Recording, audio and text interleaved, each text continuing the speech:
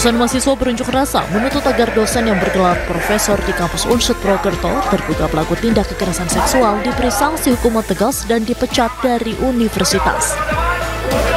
Masa meminta keterbukaan pihak kampus dalam proses pemeriksaan dan hasil investigasi yang dilakukan terhadap kasus tersebut.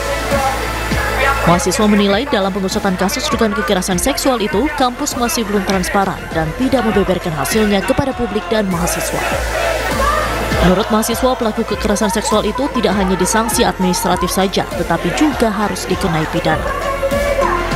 Wakil Rektor 1 Unsud Purwokerto menyebut bahwa Satgas dan tim pemeriksa dari Rektorat Unsud sudah sesuai prosedur dalam menangani kasus tersebut. Ini sudah diberikan ke laporan ke Irjen, dan laporannya hari Jumat kemarin sudah langsung oleh Pak Rektor maupun tim yang bekerja, sehingga suruh menyempurnakan laporannya. Sudah disempurnakan, sudah terkirim sekarang. Sanksi yang menjatuhkan oleh kementerian. Selain terduga pelaku yang bergelar profesor itu, para pelaku lain dalam kasus-kasus serupa yang belum juga terungkap juga dituntut untuk dihukum setegas-tegasnya. Seluruh, pokoknya yang kemarin-kemarin sudah pernah melakukan juga, dan kasus-kasus yang tidak pernah terselesaikan ini, itu harus diselesaikan. Ada sanksi tegasnya ya? Harus ada sanksi tegasnya. Terkait hukuman atau sanksi apa yang diberikan kepada terduga pelaku saat ini belum diketahui. Sebab menurut Wakil Rektor yang berhak memberikan keputusan sanksi itu adalah Menteri. Satu dari 2 korban ledakan sumur minyak ilegal di Blora yang dirawat di RSUP Dr. Sarjito Yogyakarta meninggal dunia Jumat malam. Sementara itu 1 korban lain yang merupakan anaknya masih dalam perawatan intensif.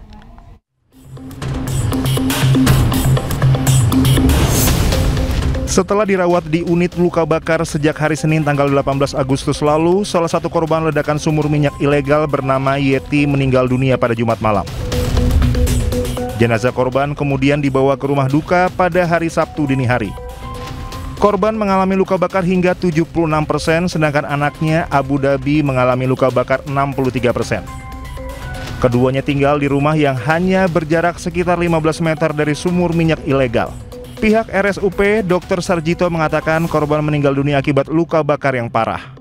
Kondisi pasien Ibu Y ini memang kategori cukup berat, dan karena kondisi klinisnya berat sehingga upaya penyelamatan beliau belum mampu dilakukan. Sementara Abu Dhabi, anak korban yang juga dirawat di RSUP Dr. Sarjito Yogyakarta, masih berada dalam masa kritis. Dari Sleman, Daerah Istimewa Yogyakarta, Heru Trijoko melaporkan.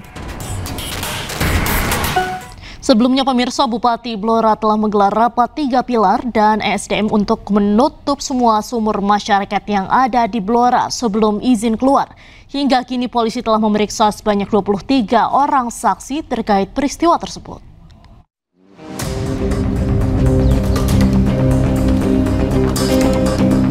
Bupati Blora Arif Rohman Jumat sore menggelar rapat koordinasi 3 pilar bersama ESDM dan Forkompimda. Dalam rapat tersebut membentuk tim untuk bersama-sama mengatasi insiden sumur minyak masyarakat ilegal di Desa Gandu yang menyebabkan korban jiwa dan luka bakar serius. Hasil rapat 3 pilar telah memutuskan ribuan sumur masyarakat ilegal di Blora akan ditutup sampai ada izin dari pihak terkait. Hal ini untuk mengantisipasi kejadian serupa di Kabupaten Blora. Rakor tadi kita sudah menyepakati, kita tuangkan juga tadi dalam maklumat bahwa terkait dengan sumur masyarakat yang belum berizin harus memenuhi ketentuan. Tidak boleh untuk dilakukan eksplorasi dulu sampai nantinya izin legalnya ini terbit. Dan kita nanti segera koordinasi dengan SDM, dengan provinsi juga, identifikasi terhadap sumur-sumur masyarakat ini kita lakukan, nanti kita usulkan, tim akan datang, akan menilai mana yang boleh, mana yang tidak dengan ketentuan tentunya sesuai dengan prosedur yang ada. Sementara saksi yang diperiksa pihak kepolisian bertambah menjadi 5 orang. Sementara total semua saksi yang sudah diperiksa berjumlah 18 orang yang terdiri dari masyarakat, perangkat desa, dan pelaku pengeboran sumur minyak masyarakat. Ini ada penambahan 5 saksi lagi. kemarin 13, sekarang 5 saksi, totalnya ada 18 saksi. Itu saat ini sudah ada yang dinyatakan sebagai tersangka atau belum kan? Sementara masih pendalaman terhadap peran-peran mereka seperti apa, baik itu dari masyarakat, saksi dari perangkat desa maupun saksi ahli dari pihak utama. Hingga kini tim terkait masih menelusuri tumpahan minyak dari titik sumur agar bisa mengambil langkah cepat mengatasi pemadaman api. Dari Blora, Jawa Tengah, Heri Purnomo, iNews melaporkan. Kita ke informasi lain, pemirsa. Satgas Ops Damai Kartens tangkap anggota kelompok kriminal bersenjata yang terlibat penembakan 2 personel Brimob di Nabire.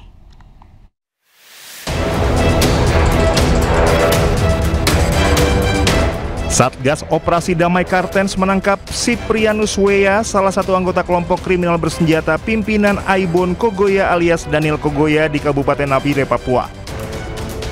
Penangkapan ini berkaitan dengan kasus pembunuhan terhadap Brigpol Arif Maulana dan Bribda Nelson Runaki di Nabire.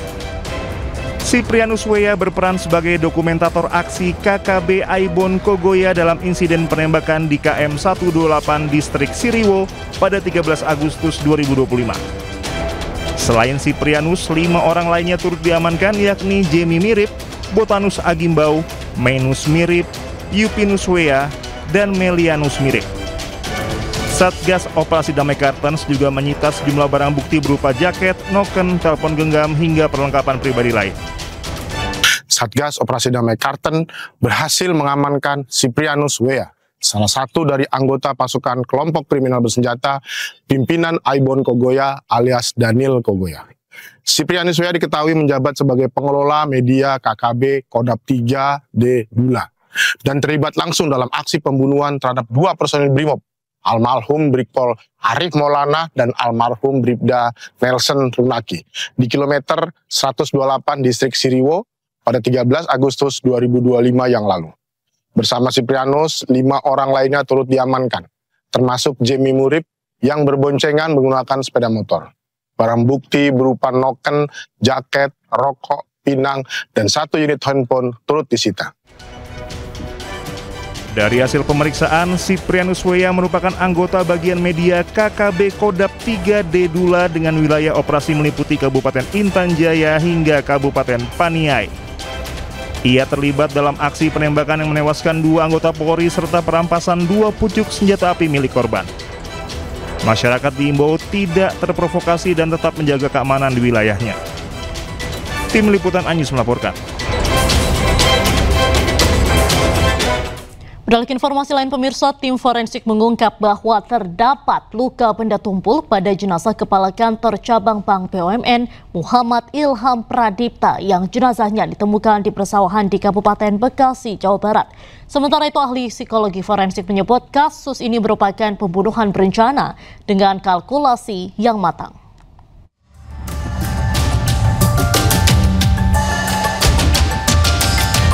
Tim forensik Rumah Sakit Polri Kramat Jati, Jakarta Timur rampung melakukan autopsi terhadap jenazah Kepala Kantor Cabang Pembantu Bank BUMN Muhammad Ilham Pradipta yang diduga tewas dibunuh. Hasilnya, tim dokter menemukan luka akibat benda tumpul di bagian leher dan dada sehingga korban kesulitan bernafas. Selain itu, tim dokter juga masih menunggu hasil uji laboratorium apakah terdapat kandungan racun atau tidak pada tubuh korban. Ditemukan tanda-tanda kekerasan pada bagian luar dan dalam tubuh korban. Luka-lukanya bagian dada dan leher. Benda tumpul. Sementara itu, ahli psikologi forensik menilai penculikan disertai pembunuhan terhadap Muhammad Ilham Pradipta dilakukan secara berencana. Pelaku juga sudah melakukan kalkulasi yang matang dari lokasi penculikan hingga alat yang digunakan untuk menghabisi nyawa korban. Tampaknya tidak bisa dielakkan bahwa ini memang merupakan kejahatan berencana. Kalau kita bicara tentang kejahatan berencana, maka para pelaku, termasuk siapapun yang ada di belakang mereka, sesungguhnya sudah melakukan kalkulasi terhadap 4 elemen. Target ditentukan, siapa target yang akan kita culik. Jangan sampai salah culik, jangan sampai menculik orang yang tidak perlu untuk diculik. Jadi targetnya betul-betul didefinitifkan secara spesifik. Elemen yang kedua yaitu insentif. Apa manfaat yang akan diperoleh dari aksi penculikan tersebut? Apakah manfaat tersebut sebanding atau tidak dengan resiko yang akan dihadapi oleh para pelaku? Jenazah Muhammad Ilham Pradipta dimakamkan keluarga di TPU Situ Gede, Bogor, Jawa Barat, Kamis malam lalu. Puluhan pelayat hadir mengiringi proses pemakaman.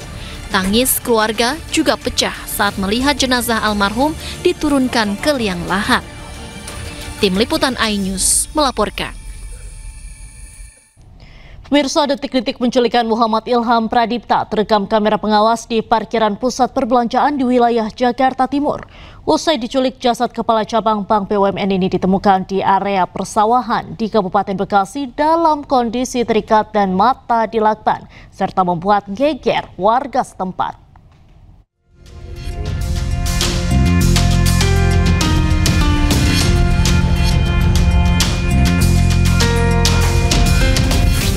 Kamera pengawas atau CCTV merekam detik-detik saat korban diduga diculik di parkiran pusat perbelanjaan di wilayah Jakarta Timur. Dalam video berdurasi 38 detik, korban yang hendak masuk ke dalam mobil miliknya tiba-tiba disekap dan dimasukkan ke dalam mobil yang parkir bersebelahan dengan mobil korban oleh sejumlah orang.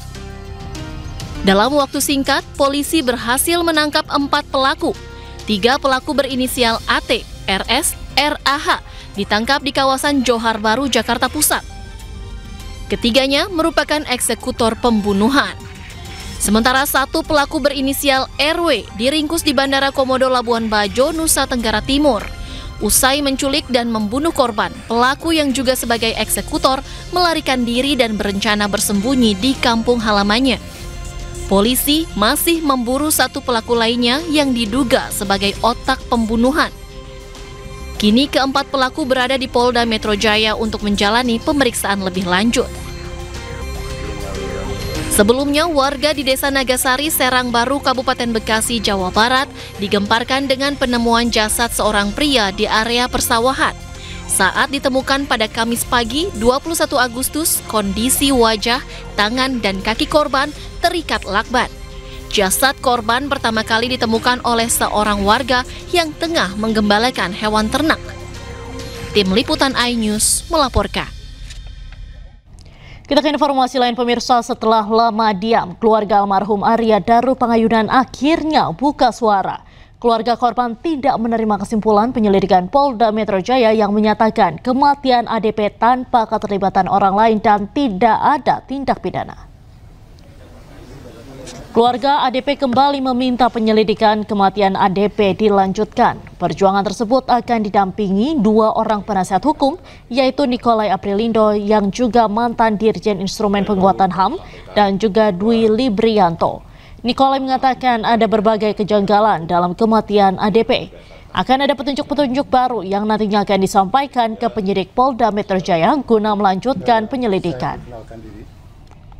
Bahkan perlu kami sampaikan bahwa pihak keluarga sudah memberikan berbagai macam informasi dan bukti yang ada pada mereka, baik kepada pihak penyelidik, Kompolnas, Komnas HAM, semua sudah diberikan oleh pihak keluarga, dari keterangan sampai apapun yang mereka ketahui dan mereka dapatkan. Tapi itu tidak dipertimbangkan sebagai suatu fakta bukti tentang pengungkapan misteri meninggalnya almarhum. Ini yang sangat kami sayangkan. Inilah kemudian kami merasakan bahwa kami pada posisi yang sangat lemah dan menghadapi situasi yang sangat sulit. Dan ini adalah menyangkut saya sebagai ASN, anak saya sebagai ASN, maka kami mohon kepada pimpinan negara ini, kami mohon kepada yang terhormat Bapak Presiden Republik Indonesia, yang terhormat Bapak Prabowo Subianto, kami mohon dengan rendah hati dan kami mohon seterus-terusnya, kami mohon Bapak bisa menginstruksikan, bisa menyampaikan kepada Kapolri, kepada Panglima TNI, kepada Menteri Luar Negeri, agar supaya segera bisa menjelaskan kepada kami tentang misteri yang terjadi pada anak kami.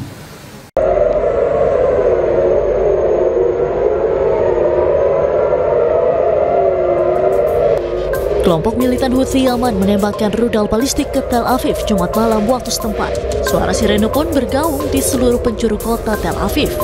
Militer Israel mengatakan rudal yang diluncurkan dari Yaman kemungkinan besar hancur di udara setelah sirene serangan udara berbunyi di beberapa wilayah di Israel. Meski demikian, sempat terjadi kepanikan di tengah masyarakat Tel Aviv saat sirene dibunyikan.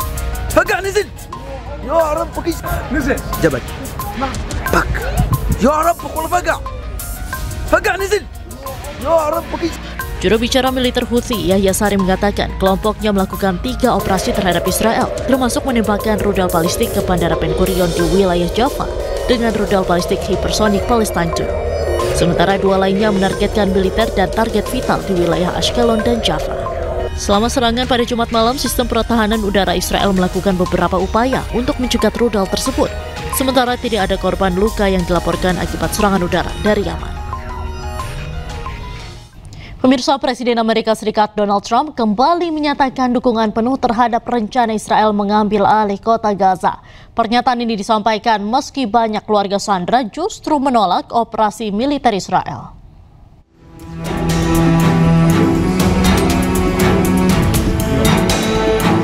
Presiden Amerika Serikat Donald Trump kembali menyuarakan dukungan penuh terhadap langkah Israel mengambil alih kota Gaza. Pernyataan itu menuai sorotan mengingat banyak keluarga sandera justru menolak langkah militer tersebut. Well, not all of them, and you have to understand, I'm the one that got all of the hostages out. You got a lot of people out. If it wasn't for me, they wouldn't be out. I worked with Bibi and I worked with Steve Witkoff.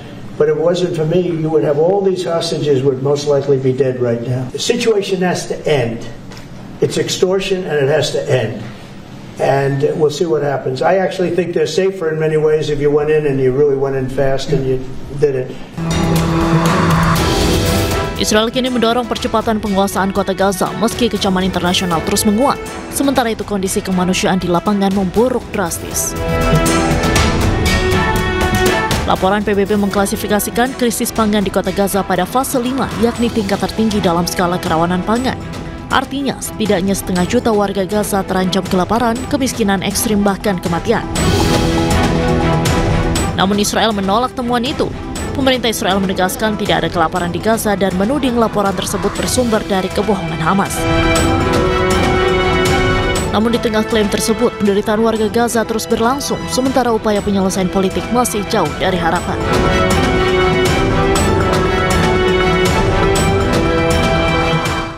Perserikatan Bangsa-Bangsa mendeklarasikan bahwa Gaza dilanda bencana kelaparan. Hal ini pertama kalinya PBB menyatakan ada kawasan bencana kelaparan di kawasan Timur Tengah.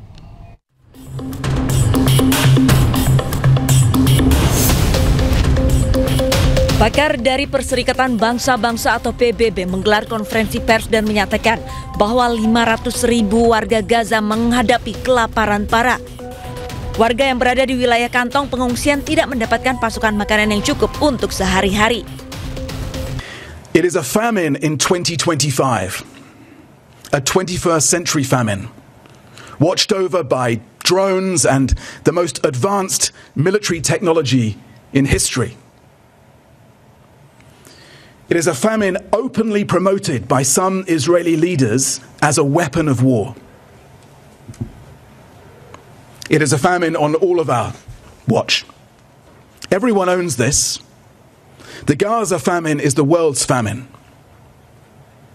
It is a famine that asks, but what did you do? A famine that will and must haunt us all. It is a predictable and a preventable famine. A famine caused by cruelty, justified by revenge, enabled by indifference, and sustained by complicity. It is a famine that must spur the world to more urgent action, that must shame the world to do better. It is a famine that therefore also asks, and what now will you do?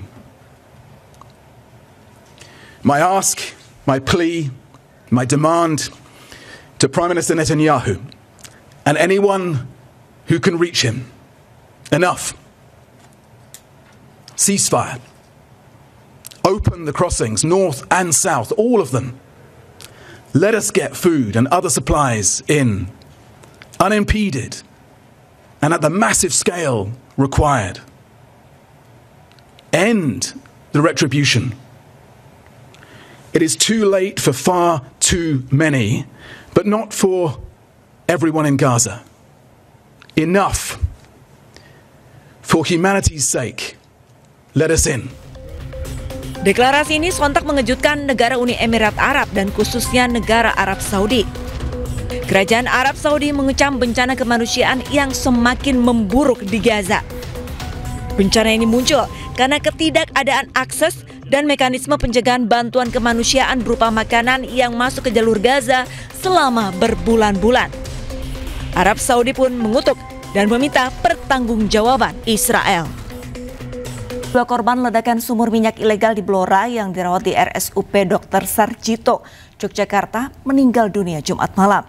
Sementara korban yang merupakan anak yang masih dalam perawatan intensif.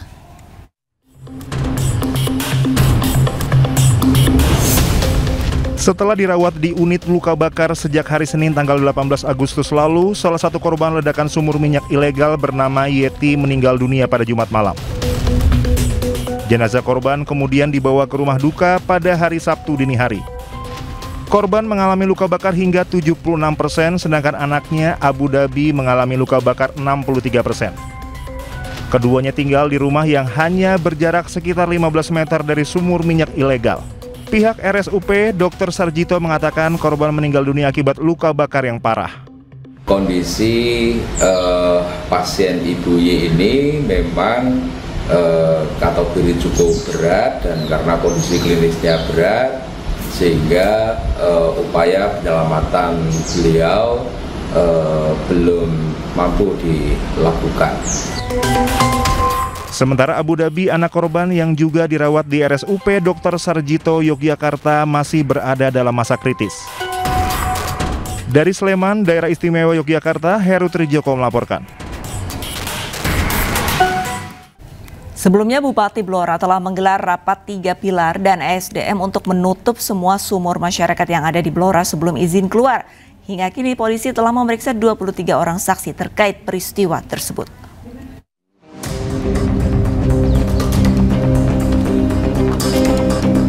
Bupati Blora Arif Rohman Jumat sore menggelar rapat koordinasi 3 pilar bersama ESDM dan Forkompimda. Dalam rapat tersebut membentuk tim untuk bersama-sama mengatasi insiden sumur minyak masyarakat ilegal di Desa Gandu yang menyebabkan korban jiwa dan luka bakar serius. Hasil rapat 3 pilar telah memutuskan ribuan sumur masyarakat ilegal di Blora akan ditutup sampai ada izin dari pihak terkait. Hal ini untuk mengantisipasi kejadian serupa di Kabupaten Blora. Rakor tadi kita sudah menyepakati, kita tuangkan juga tadi dalam maklumat bahwa terkait dengan sumur masyarakat yang belum berizin harus memenuhi ketentuan. Tidak boleh untuk dilakukan eksplorasi dulu sampai nantinya izin legalnya ini terbit. Dan kita nanti segera koordinasi dengan SDM, dengan provinsi juga, identifikasi terhadap sumur-sumur masyarakat ini kita lakukan, nanti kita usulkan, tim akan datang, akan menilai mana yang boleh, mana yang tidak dengan ketentuan tentunya sesuai dengan prosedur yang ada. Sementara saksi yang diperiksa pihak kepolisian bertambah menjadi 5 orang. Sementara total semua saksi yang sudah diperiksa berjumlah 18 orang yang terdiri dari masyarakat, perangkat desa, dan pelaku pengeboran sumur minyak masyarakat. Ini ada penambahan 5 saksi lagi. Kemarin 13, sekarang 5 saksi, totalnya ada 18 saksi. Itu saat ini sudah ada yang dinyatakan sebagai tersangka atau belum kan? Sementara masih pendalaman terhadap peran-peran mereka sebagai apa, baik itu dari masyarakat, saksi dari perangkat desa maupun saksi ahli dari pihak utama.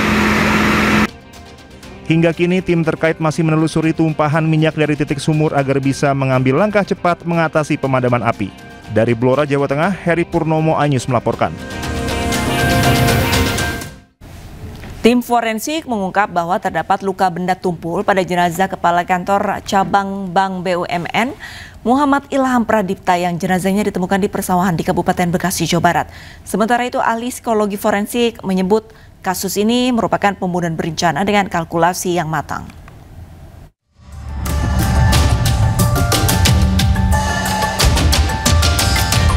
Tim forensik Rumah Sakit Polri Kramat Jati, Jakarta Timur rampung melakukan autopsi terhadap jenazah Kepala Kantor Cabang Pembantu Bank BUMN Muhammad Ilham Pradipta yang diduga tewas dibunuh.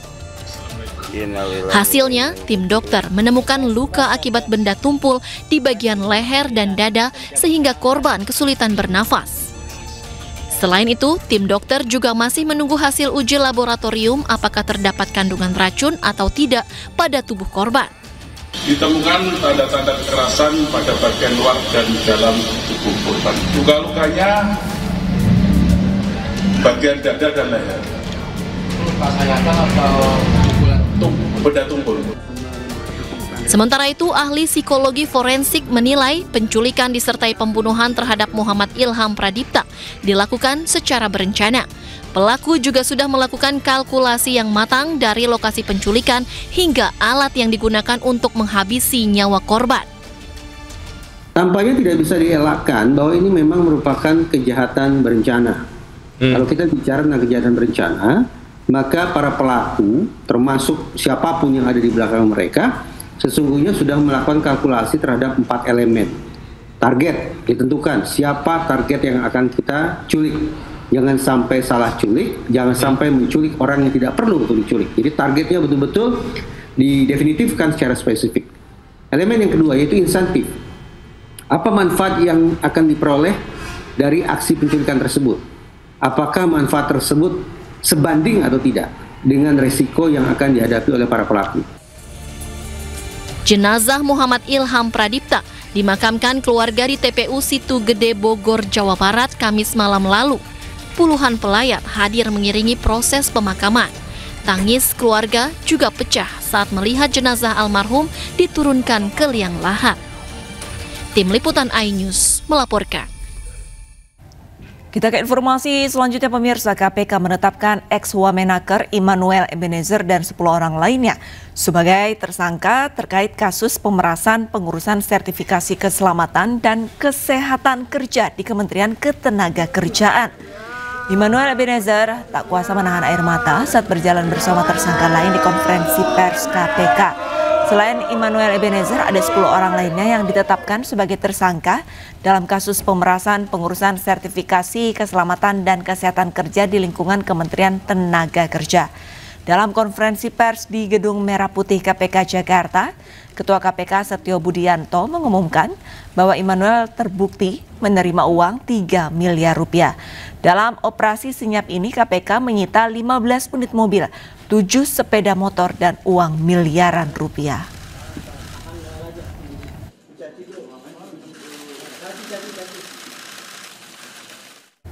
KPK mengungkap Noel bersama 10 tersangka lainnya terbukti memeras para pekerja dalam proses pengurusan sertifikasi dengan biaya lebih tinggi dari harga resmi, dari Rp275.000 menjadi Rp6 juta. Adanya dugaan ya suap atau pemerasan awalnya di Kementerian Tenaga Kerja, gitu. Karena ada informasi dari masyarakat itu, tenaga kerja itu, buruh itu pada saat mengurus. Jadi ada, saya gambarkan gini simpelnya. Ini ada pihak pekerja atau buruh. Kemudian di tengahnya ini ada PJK3, Perusahaan Jasa Keselamatan Kesehatan Kerja. Dan di sini ada Kementerian Tenaga Kerja di Direktorat Jenderal Bina Pengawasan. Nah gitu ya, nah ini 3 pihak. Nah 3 pihak ini yang harus bayar 6 juta, yang seharusnya Rp270.000 gitu. Walaupun Noel membantah terlibat dalam kasus pemerasan, namun KPK mengungkap Noel bersama 10 tersangka lainnya terbukti memeras para pekerja melalui markup atau penggelembungan biaya sertifikasi.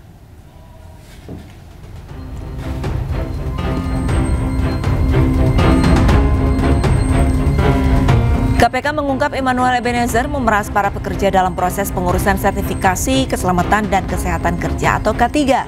Noel dan para tersangka di Kemenaker menaikkan tarif sertifikasi K3 dari yang seharusnya hanya Rp275.000 menjadi Rp6 juta. Markup atau penggelembungan ini naik berkali-kali lipat menjadi sekitar 2.082%.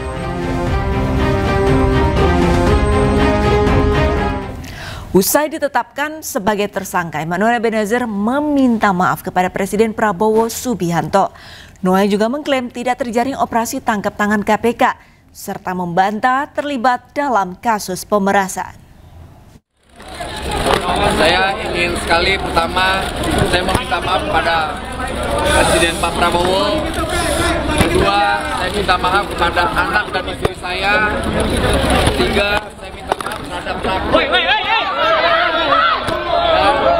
Saya juga ingin klarifikasi bahwa saya tidak di OTT. Pertama itu, kedua, kasus saya bukan kasus pemerasan, agar narasi di luar tidak menjadi narasi yang kotor yang memberatkan saya. Dan kawan-kawan yang bersama saya tidak ada sedikitpun kasus pemerasan. Dan apa yang kami lakukan, woi, ada cewek ini, woi.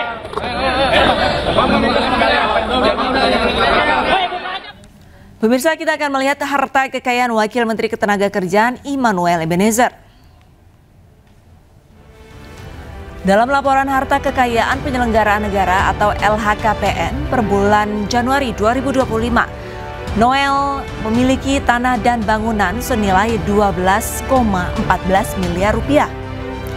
Alat transportasi senilai 3,33 miliar rupiah. Harta bergerak lain senilai 109 juta rupiah. Sementara uang kas dan setara kas sebesar 2,02 miliar rupiah.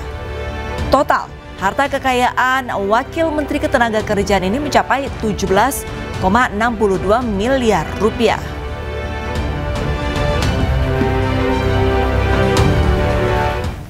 Presiden Prabowo Subianto pecat Emmanuel Ebenezer alias Noel sebagai Wamenaker.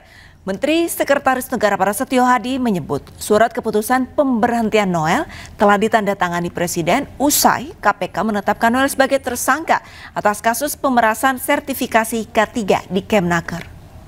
Bapak Presiden telah menandatangani keputusan Presiden tentang pemberhentian Saudara Emmanuel Ebenezer dari jabatannya sebagai Wakil Menteri Tenaga Kerja.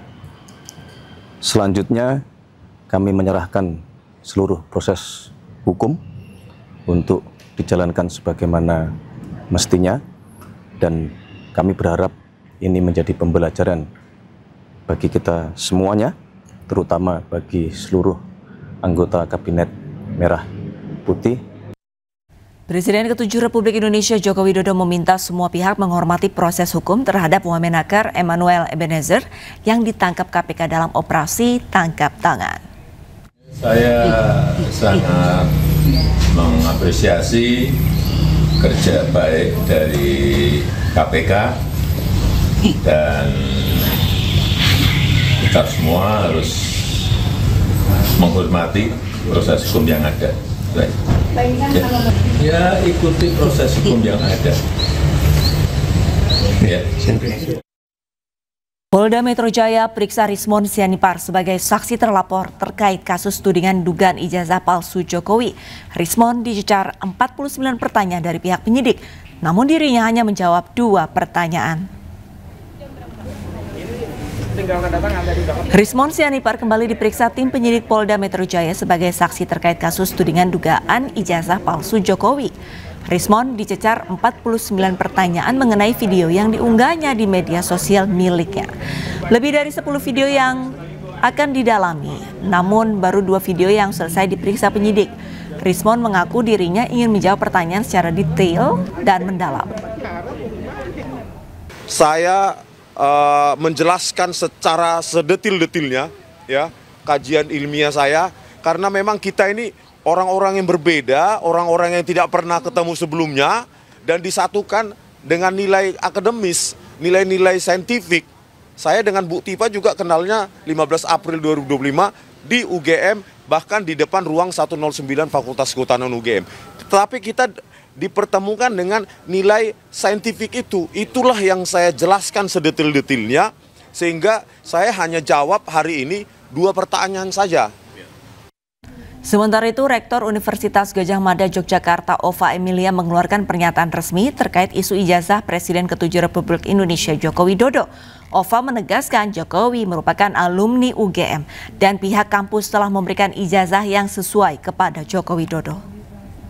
1. UGM mengikuti dengan baik perkembangan di masyarakat terkait adanya pihak yang mempertanyakan keaslian ijazah seorang alumni UGM yang bernama Joko Widodo. 2. Secara umum, UGM menghormati hak warga negara untuk mempertanyakan isu apapun dan untuk mencari jawaban atas pertanyaan tersebut. 3. UGM sudah menyatakan beberapa kali secara tegas bahwa Joko Widodo adalah alumni Universitas Gadjah Mada. 4. UGM memiliki dokumen otentik terkait keseluruhan proses pendidikan Joko Widodo di UGM.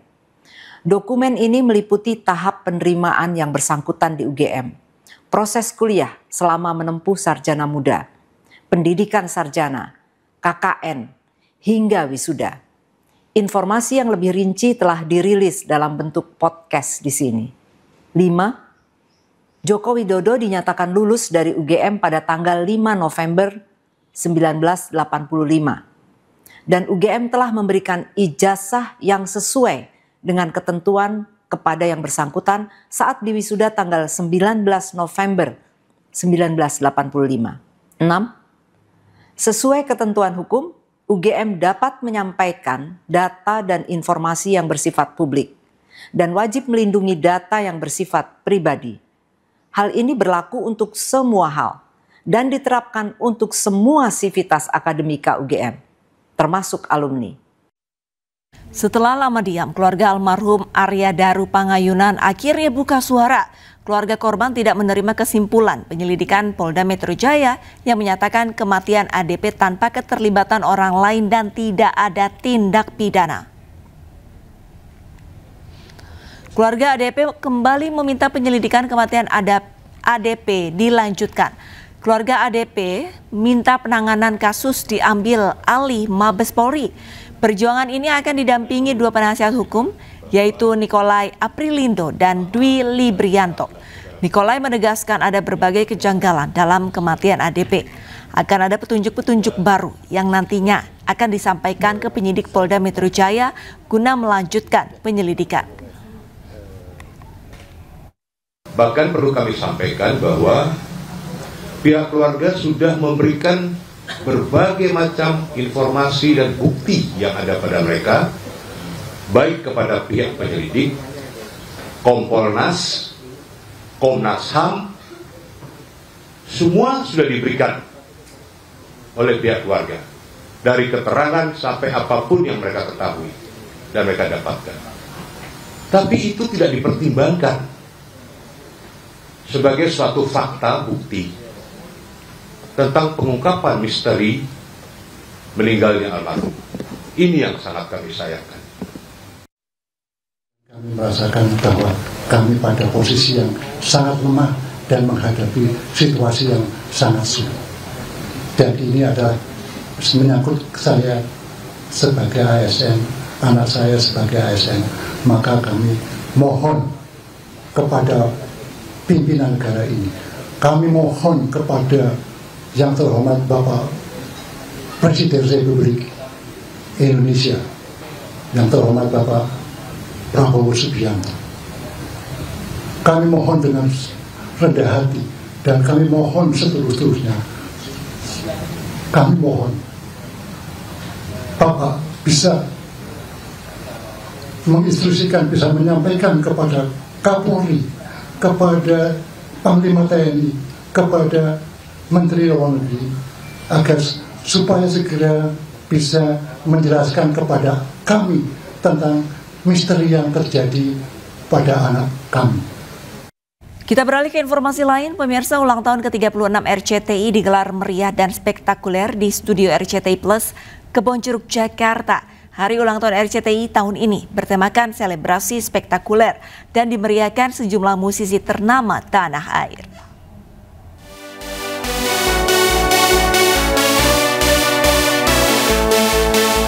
Perayaan hari ulang tahun ke-36 RCTI berlangsung meriah dan spektakuler di studio RCTI Plus Jakarta pada Jumat malam. Hari ulang tahun ke-36 RCTI tahun ini bertemakan selebrasi spektakuler dan dimeriahkan sejumlah musisi ternama tanah air. Kemeriahan acara ini juga dihadiri Eksekutif Chairman MNC Group Haritanu Sudibyo, Wakil Menteri Koperasi Ferry Juliantono, dan Wakil Menteri Ekonomi Kreatif Airin Umar. Wakil Menteri Koperasi Ferry Juliantono mengaku bangga sekaligus terkesan dengan konsistensi RCTI yang tetap eksis sebagai televisi pionir di Indonesia. Terobosan yang luar biasa, kolaborasi antara koperasi dan dunia entertainment yang kekinian, dan saya rasa tadi kita menyaksikan lagu-lagu, band, tarian, sulap, dan segala macam luar biasa, dan mudah-mudahan kami ingin selalu RCTI tetap eksis terus, dan yang pasti RCTI oke. Sementara Wakil Menteri Ekonomi Kreatif Airin Umar memuji megahnya panggung hari ulang tahun ke-36 RCTI yang menampilkan sejumlah hiburan dari musisi ternama tanah air. Luar biasa banget, kita ngelihat stage-nya yang baru ya Pak ya. Ini luar biasa banget, buat aku ini udah world class stage gitu loh. Dan juga tadi performance-nya top banget, emang RCTI oke. Oke, untuk harapannya gimana Bu untuk RCTI? Kita akan banyak kolaborasi ya Pak ya. Sebelumnya sudah banyak, terima kasih banget ke Bapak dan RCTI sebagai sebuah wadah untuk para pejuang ekonomi kreatif untuk berkarya terus dan bisa dinikmati oleh seluruh lapisan masyarakat. Jadi buat saya RCTI selalu oke. Happy birthday. Hari ulang tahun ke-36 RCTI ini juga menjadi panggung hiburan para penonton setia dengan sejumlah hiburan dari musisi ternama tanah air seperti Dewa 19, Kangen Band, Vidi Aldiano, dan JKT48. Dari Jakarta, Jessica Winoto, Andri Setiawan, Raga Firdaus, Anyus melaporkan. Pemirsa, momen HUT kemerdekaan ke-80 Republik Indonesia turut dimeriahkan oleh Partai Perindo di berbagai daerah. Partai Perindo menggelar berbagai macam lomba yang diikuti dengan meriah dan antusias oleh masyarakat. Perayaan HUT Kemerdekaan RI ke-80 di Desa Bawode Solo, Kota Gunung Sitoli, Sumatera Utara, berjalan sangat meriah berkat kehadiran Partai Perindo. DPD Partai Perindo Kota Gunung Sitoli menggelar lomba panjat pinang yang diikuti para pemuda desa dan ditonton oleh ratusan masyarakat yang turut memeriahkan acara. Lomba tadi ada dua grup. Satu grup itu terdiri dari 10 orang. Jadi total yang bermain adalah 20 orang di dua grup. Kita pemerintah desa menyambut baik yang antusias daripada warga kita, walaupun hanya satu itu kegiatan. Ini adalah lomba panjat pinang, tapi ini adalah merupakan kekompakan dalam melaksanakan kegiatan. Lomba 17 Agustusan juga digelar DPD Partai Perindo Kota Tebing Tinggi, Sumatera Utara. Berbagai macam lomba digelar untuk memeriahkan HUT RI ke-80 bersama masyarakat di Perumahan Sinar Harapan, Kelurahan Bandar Sono, Kota Tebing Tinggi. Ada berbagai macam kegiatan, yaitu yang utama panjat pinang, yang kedua tari tambang, yang ketiga lomba goni, yang keempat makan kerupuk, dan berbagai perlombaan lainnya. Sangat antusias sekali dan sangat bergembira menyambut hari kemerdekaan HUT yang ke-80 ini. Semoga setiap hari kemerdekaan Indonesia dilaksanakan setiap tahunnya. Merdeka, merdeka, merdeka. Saya sangat bangga kepada Partai Perindo telah berpartisipasi terhadap kehidupan saya. Kemeriahan lomba yang melibatkan warga merupakan bukti nyata Partai Perindo yang dikenal sebagai Partai Kita dapat diterima di hati masyarakat Indonesia. Tim Liputan iNews melaporkan. Bupati Pati Sudewo mangkir dari panggilan pemeriksaan di KPK terkait kasus dugaan korupsi rel kereta api. iNews sore akan segera kembali dengan informasi selengkapnya.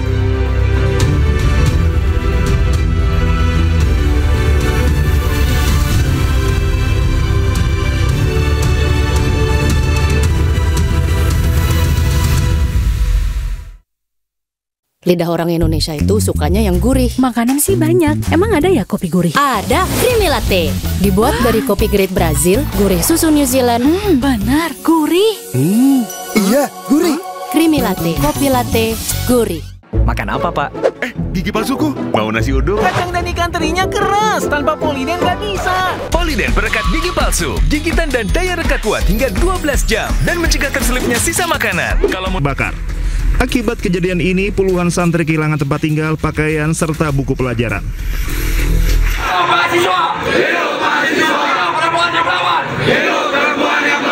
Ratusan mahasiswa Universitas Jenderal Sudirman Purwokerto berunjuk rasa menuntut agar pelaku kekerasan seksual di dalam kampus diberi hukuman berat dan dipecat dari kampus.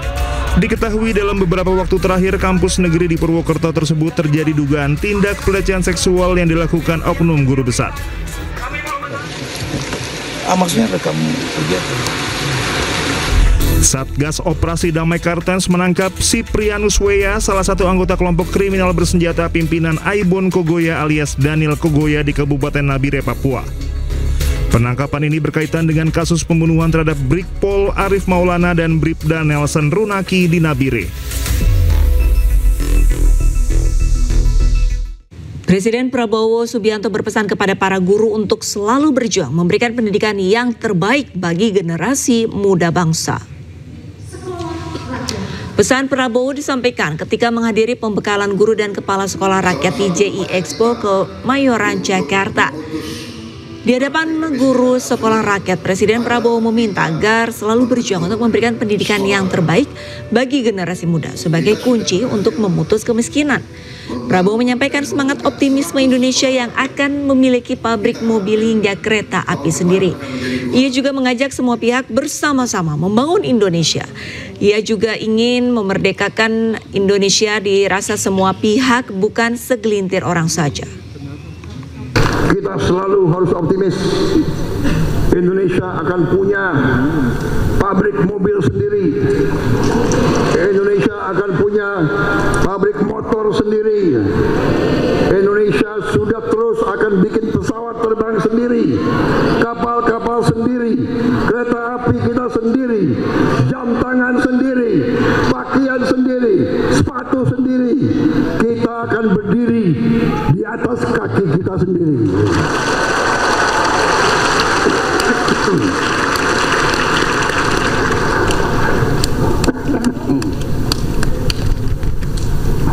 Saya semangat karena saya lihat kalian semangat.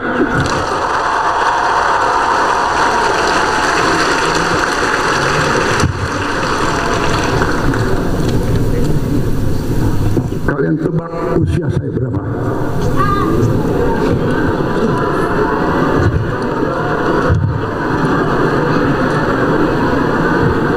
Siapa yang tepat?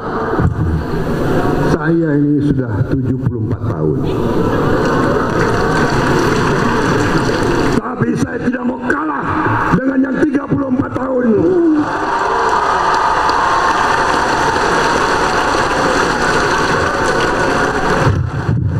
Kalau kalian semangat, saya lebih semangat. Bersama-sama kita bangun Indonesia yang kita cintai ini.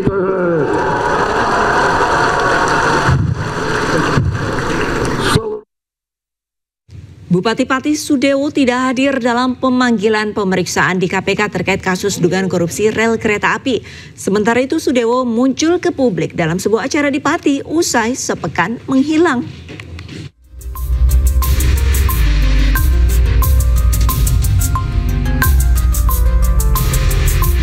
Komisi Pemberantasan Korupsi memanggil Bupati Pati Sudewo untuk diperiksa sebagai saksi terkait kasus dugaan korupsi proyek jalur kereta api Jumat kemarin. KPK menduga Sudewo menerima komitmen fee dari pembangunan jalur kereta api saat menjabat sebagai anggota Komisi 5 DPR, namun Sudewo tidak hadir. Ada pemanggilan kepada yang bersangkutan terkait dengan dugaan tindak pidana korupsi pada proyek pembangunan jalur kereta ya, khususnya di wilayah Jawa Tengah. Kita tunggu ya, kita tunggu apakah nanti yang bersangkutan hadir memenuhi panggilan. Sementara itu, usai sepekan menghilang pasca demo besar-besaran dan dikabarkan sakit, Sudewo muncul ke publik dalam sebuah acara pramuka di Pati. Baru muncul Pak di kantor, tanda tangan koordinasi. Kemarin di Jakarta juga Pak infonya Pak? Di Jakarta ya, karena itu APKASI, ada rapat APKASI Asosiasi Pemerintah Kabupaten Indonesia, dan juga menghadap Pak Menteri. Tadi Pak kemarin Pak, sudah sembuh berarti ya? Ya, alhamdulillah doanya. Pak Angket gimana Pak Bupati? Ya, monggo saya menghormati proses di sana berjalan. Kalau dipanggil siap datang Pak ya? Ya, insya Allah. Adapun dalam kasus dugaan korupsi rel kereta api Solo Balapan Kadipiro dan Kalioso tahun anggaran 2018-2022, KPK telah menetapkan sejumlah pejabat Kemenhub dan pihak swasta sebagai tersangka. Tim Liputan iNews melaporkan. Rapat Pansus Hak Angket DPRD Pati kembali digelar dengan pemanggilan mantan Kepala Badan Pengelola Keuangan dan Aset Daerah Pati. Terungkap kenaikan PBB P2 hingga 250% dilakukan tanpa kajian, dan rapat pertama berlangsung di rumah pribadi Bupati Pati, Sudewo. Warahmatullahi wabarakatuh. Salam yang hadir yang bisa mengikuti secara langsung di kantor. Rapat Pansus Hak Angket DPRD Pati menghadirkan mantan Kepala Badan Pengelola Keuangan dan Aset Daerah atau BPKAD Pati, Sukardi. Dalam rapat, tim Pansus mencecar Sukardi sejumlah pertanyaan terkait dasar kenaikan PBB P2 di Kabupaten Pati. Sukardi pun menjelaskan pada 23 Maret 2025, dirinya hanya hadir karena diundang tanpa tahu siapa pengundang resmi. Ia juga membenarkan rapat pertama kenaikan PBB tersebut digelar di rumah pribadi Bupati Sudewo, tanpa kehadiran sekretaris daerah dan asisten bupati. Di Pansus itu adanya tidak adanya surat itu pelibatan dari Sekda kemudian. Iya, itu gimana Pak tanggapannya Pak? Saya kan diundang. Terima kasih. Sementara itu, salah satu anggota tim Pansus Hak Angket menilai rapat kenaikan PBB di rumah pribadi Bupati Sudewo cacat hukum. Itu kan rapat dadakan ya Mas ya. Secara hukum sih memang tidak sah, tapi itu memang harus dilakukan. Menurut dari hasil rapat? Tadi ditemukan dari BPKAD yang lama belum ada kajian kenaikan. Berarti kenaikan PBB tanpa kajian Mbak ya? Belum ada kajian. Rapat Pansus Hak Angket akan dilanjutkan dengan agenda mendengarkan keterangan dari Kepala BPKAD Pati dan Dinas Inspektorat yang saat ini menjabat. Dari Pati, Jawa Tengah, Lazarus Sandi, iNews melaporkan. Event lari maraton 2025 bertaraf internasional akan kembali digelar di Gianyar, Bali Minggu 24 Agustus besok. Yuki Kawauchi, pemenang Boston Marathon 2018, dipastikan akan turut meramaikan ajang lari internasional ini.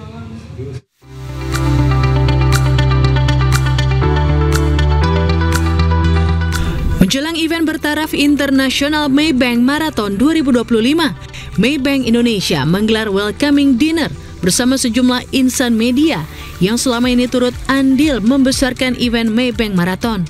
Dalam kesempatan tersebut, turut hadir sejumlah pelari elit asing dari berbagai negara dan atlet lari nasional. Menariknya, panitia Maybank Marathon memberi kejutan dengan menghadirkan Yuki Kawauchi, pemenang Boston Marathon 2018. Yuki dipastikan akan turut serta di event Maybank Marathon 2025 dan akan turun di kategori half marathon 21 km. Meski baru debut di Maybank Marathon, pria asal Jepang tersebut menargetkan menyelesaikan lari 21 km dalam waktu di bawah 70 menit. Yuki Kawauchi dikenal sebagai pelari dengan konsistensi luar biasa, tercatat di Guinness World Record sebagai orang pertama yang menuntaskan lebih dari 100 maraton dengan catatan waktu di bawah 2 jam 20 menit, serta menjadi juara ikonik Boston Marathon 2018. Under 70, yeah. Under 70? Yes, under 70, yeah. This course is first part is hilly, climb, and next part is downhill. This is a technical course. Maybank Marathon 2025 akan digelar Minggu 24 Agustus besok di Bali United Training Center, Gianyar, Bali. Ajang yang menyandang predikat World Athletics Elite Label Road Race pertama di Indonesia ini akan diikuti lebih dari 13.500 pelari dari 52 negara. Dari Denpasar, Bali, Indira Ari, iNews melaporkan.